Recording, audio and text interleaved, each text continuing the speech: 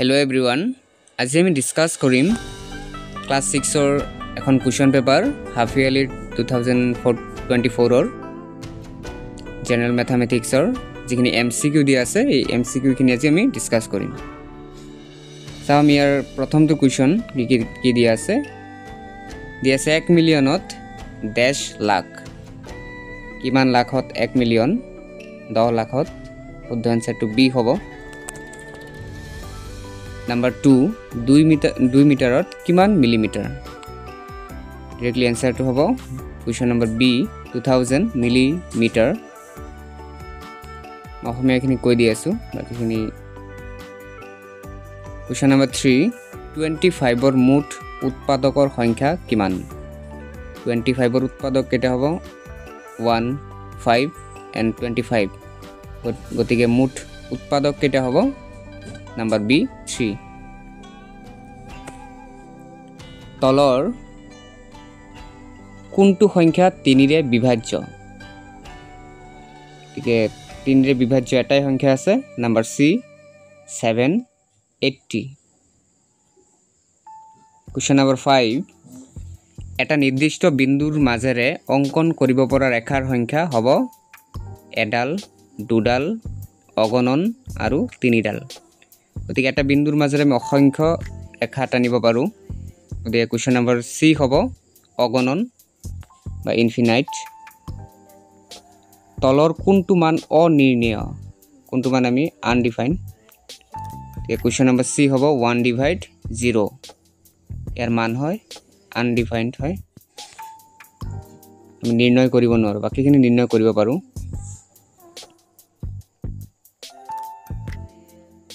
তলৰ কোনটো মান শুদ্ধ ইয়াৰ বাকি কেইটাৰ ভিতৰত d2 হ'ব শুদ্ধ কিয়নো 99 into 77 যদি আমি ইনটু কৰো যিমান ৰিজাল্ট হ'ব 77 into 99 একে ৰিজাল্ট ওলাব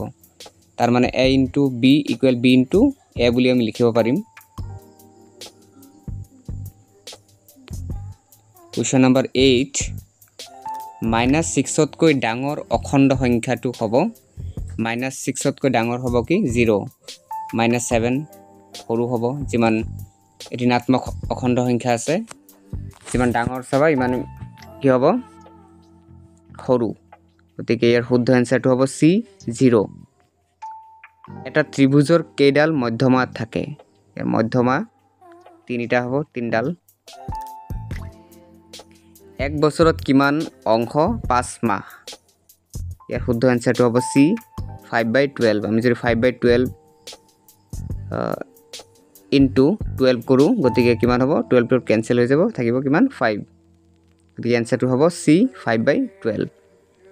তলৰ ভগ্নাংশৰ কোনজোৰ সদৃ ভগ্নাংশ সদৃ বুলি ক'লে আমি হৰটো একে হ'ব লাগিব গতিকে কোৱেশ্চন নম্বৰ বি হৰ দুইটাৰে 11 আছে গতিকে আমি ক'ব পাৰিম যে বি নাম্বাৰটো সদৃ ভগ্নাংশ বা লাইক ফ্ৰেকশন। এটা সুষম পঞ্চভুজৰ এটা বাহুৰ জোখ আছে 4.5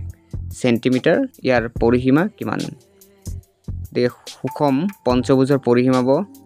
5 into এটা বাহুৰ জোখ উলিয়াম এটা বাহুৰ জোখ দি আছে 4.5 into 5 হ'ব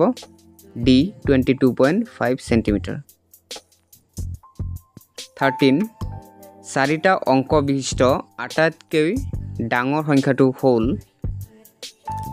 কিমান হ'ব 9999 এটো চাৰি অংক বিশিষ্ট আটাইতকৈ ডাঙৰ সংখ্যা আৰু আটাইতকৈ যদি সৰু সুধিলে হয় তেতিয়া আমি লিখিলো হেতেন 1000। কোৱেশ্চন নম্বৰ 14 1 ৰ উত্তৰপদটো হ'ল উত্তৰপদ এটা হ'ল পূৰ্বপদ এটা উত্তৰপদ হ'লে আমি 1 প্লাস কৰো গতিকে শুদ্ধ আনসাৰটো হ'ব C2। -1 তকৈ ডাঙৰ অখণ্ড সংখ্যাটো হ'ব -1 তকৈ ডাঙৰ অখণ্ড সংখ্যা হ'ব 0 গতিকেটা ঋণাত্মক সৰু সংখ্যা হয়। আটাইতকৈ ডাঙৰ ঋণাত্মক অখণ্ড সংখ্যাটো হ'ল আটাইতকৈ ডাঙৰ ঋণাত্মক অখণ্ড সংখ্যা -1। কোৱেশ্চন নম্বৰ 17 কোণৰ যোগ মাখৰ একক আমি সদায় কোনটো ডিগ্ৰীত লিখো 10/3 মিশ্ৰ ভগ্নাংশত প্ৰকাশ কৰিলে হ'ব আমি ইয়াত কুৱেশ্যন নম্বৰ B2 হ'ব 3 × 3 কিমান 9 9 + 1 10 তাৰ মানে হ'ব 10/3 মিক্স ফ্ৰেকশ্যনত লিখিলে আমি এনসাৰটো হ'ব B কুৱেশ্যন নম্বৰ 19 100তকৈ সৰু পূৰ্ণ